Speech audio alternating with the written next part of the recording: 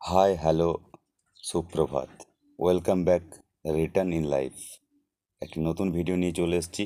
আজকে শেখাবো 2 মিনিটে কিভাবে শিল্পপতি হবেন আমার মতো।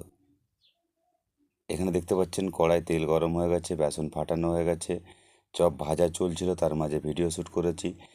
এটা হলো চপ শিল্প। চপ বানানোর জন্য কি কি লাগে? চপ বানানোর জন্য আলুকে সেদ্ধ করে মশলা তৈরি করতে হয়।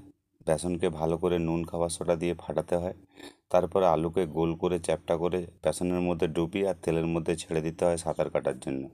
তাহলেই চপ রেডি হয়ে যায়। ভালো করে উল্টে পাল্টে ভাজিয়ে নেবে, লাল করে দিলেই চপ। যেমন আমি ভাজছি দেখিলাও, সেরকম করেই ভাজা হবে।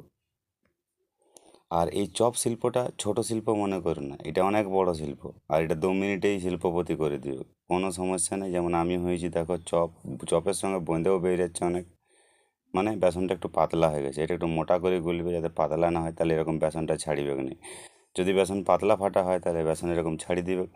দেখছো এরকম চপটা হয়ে গেছে নিচের পিঠটা, এবার উল্টোই দেবো, উল্টোলেই সেকেন্ড পিঠটা হয়ে যাবে। তাহলেই আমার চপ রেডি। একটা চপ 5 টাকা। এটা জঙ্গল তো আর গ্রাম। এটা যদি তোমাদের কলকাতা হইতো, শহর হইতো, বড় বড় শহর হইতো, তাহলে এই চপটা 10 টাকা 15 টাকা তুমি যা বলতে তাই বিক্রি হইতো।